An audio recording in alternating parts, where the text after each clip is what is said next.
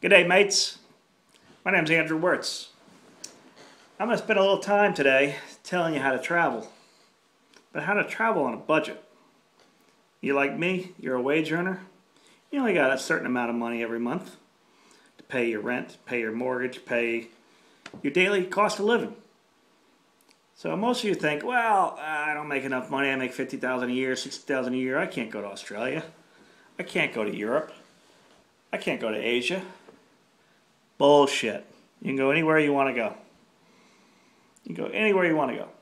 But you got to plan. And planning is the number one rule of travel. And that'll keep your costs to a minimum. If you understand where you want to go ahead of time, how you're going to get there, how you're going to travel while you're there, how you're going to eat, how you're going to live, how you're going to function. Pre-plan. If it's your first trip overseas, I recommend taking 2 or 3 years to plan this trip. You know, don't just say, well, let's go to Vietnam and we'll fly out next month. No, don't do that. You'll spend way too much money. You'll break yourself. You'll probably end up getting divorced over it if you're married. So take 2 years.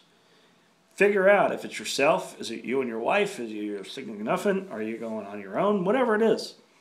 Figure out where you want to go. So let's assume you want to go to Vietnam, because Vietnam's an amazing place. That whole region, amazing. Be worth your time. Figure out how long you want to go for. You have 1 week, 2-week vacation, 3 weeks. That'll make a difference how far you can go. You know, if you got 2 weeks vacation, I wouldn't really go to Australia, because Australia takes you 2 weeks to get there and back. So it's not economical to go for 2 weeks. Well, let's assume you got 2 weeks. You want to go to Vietnam, maybe the region.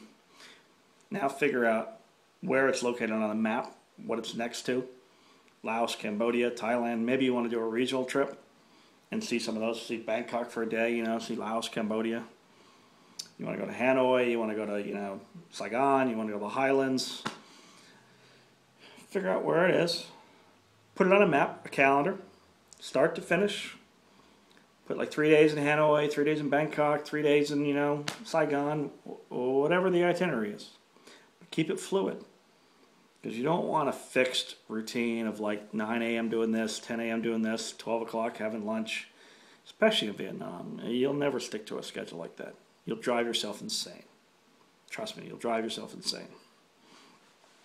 And if you want a schedule like that, go to Liberty Travel. They got all the prepackaged tours in the world. You can just write them a check and then just get on the plane and they'll take care of everything. And that's fine and dandy. If that's what you want to do that. But stop listening to this tape, because I'm not telling you how to do a prepackaged tour. That's not me. I want to plan my trip. I want to plan where I'm going to go, when I'm going to wake up, what I'm going to go see, what I'm going to go do, what I'm going to go eat. I don't want to be carted around like a sheep and said, okay, now we're going to go to the Tower of Pizza, and then we're going to go see this, and then we're going to go see this. And it's like, no. That's for Liberty Travel. So we're going to plan a trip, and we're going to make it economical. And when I say budget travel, I don't mean we're going to travel for $1 a day or $5 a day. I'm saying we're going to use the minimal resources we have wisely. And that's why I say pre-plan. Because if you decide you want to go to Vietnam a year out or 2 years out, you can start researching.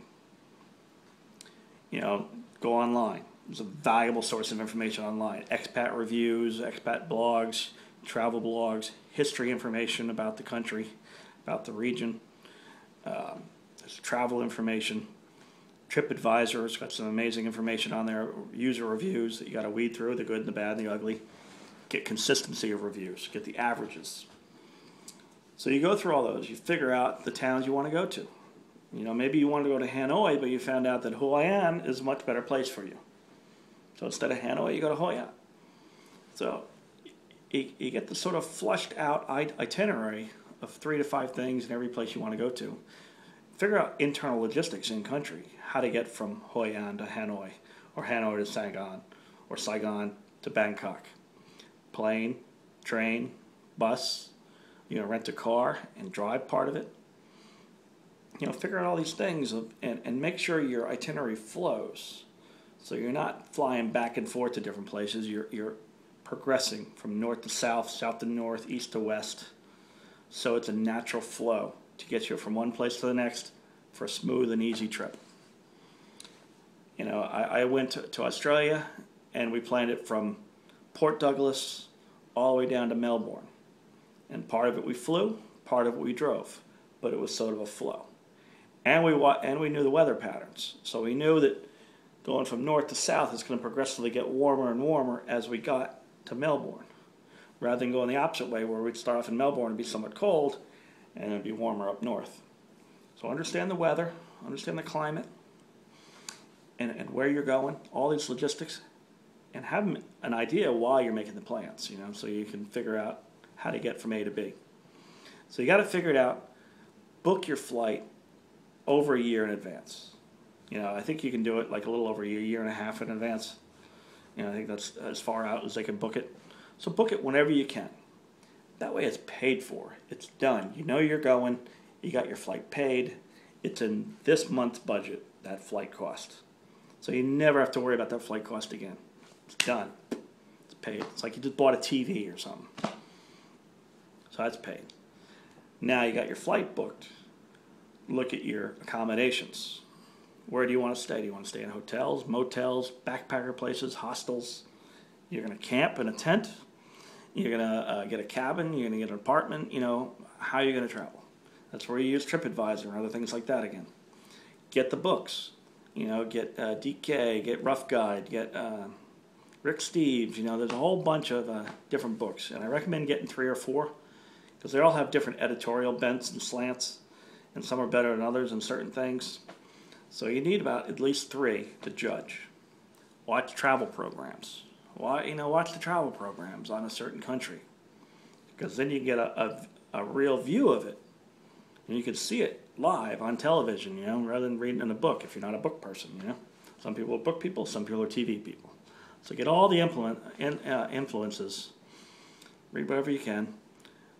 If you can, book hotels or accommodation 6 months out. If you can book your car rental 6 months out, your train tickets 6 months out, get all that paid for. Space it out. Pay for some hotels 1 month, pay for a car rental the second month, pay for, you know, the train another month. So each month you're paying a little bit. And you can find deals online. You can find all kinds of deals, and you can find all kinds of discounts. So look for those, you know. I'm not going to tell you all how to do it now. This would be too long of a video. But I'm just giving you the ideas. Book everything. So that way when you get on the flight, all you got to do is worry about food. You know, you got to worry about having a good time, your museum entry fees, any of this stuff. You don't have to worry about all logistics. So you're not sitting there in front of the hotel going, well, I wonder where the bus station is. And trying to figure out in language where the bus station is. No, you already know. You've mapped it, you know, 5 blocks down from the hotel, boom, there's the bus station. I get my tickets in such and such a place, or I go to here to do this. You know that in advance. You've figured it out already. Now you just got to do it. Another real lesson, non-English speaking countries, learn the language. Don't become fluent in it, but learn the pleasantries. Hello, good morning, good day, thank you, you're welcome. Where's the bathroom? Where's the bus station? Little phrases like this you can get in any guide, any of these like Rough Guides or, you know, Frommer's. They all have the phraseology of, you know, medical, they've got restaurant, they've got hotel. Learn some of these things. Try to practice them in their language. The Asian language are very hard. They're very hard. They're very tonal. You probably will screw it up every time. I do all the time. I screw it up, but I try anyway. And it's a sign of respect that you're making an effort to speak in their language. And they appreciate that. So you got all this pre-planning, and you've gotten your passport. Number one, get your passport and your visa. Don't forget, before you book your flight, make sure the passport's up to date. If you have to get visas or entry permits, get those ahead of time. Make sure they're good for the amount of time you're going to be there for. You know, it's 90 days, 100 days, 2 years, whatever. And if you're flying with your wife, if her passport says her maiden name, book her ticket under her maiden name. If passport says her married name, book it under her married name. Make sure those little things match up. Or Bring, all kinds of documentation of birth certificates and marriage licenses, because they will stop you from traveling if the name doesn't match. So passport, visa, very important. You're over there in the country. You got your itinerary, the towns you're going to go to, when you're going to pick up your rental car, when you're going to have to get to a plane to Hanoi or whatever. Enjoy, just have fun. Eat the food on the street, especially in Vietnam. Eat the street food. And everybody's like, oh, it's yucky, it's terrible, it's so dirty, I'm not going to eat that, I'm going to get sick. Use your nose, use your eyes, your ears, all your senses. You can tell a good street food vendor from another one. Or if there's a line at one and there's no line at one, which one are you going to go to? The one with the line.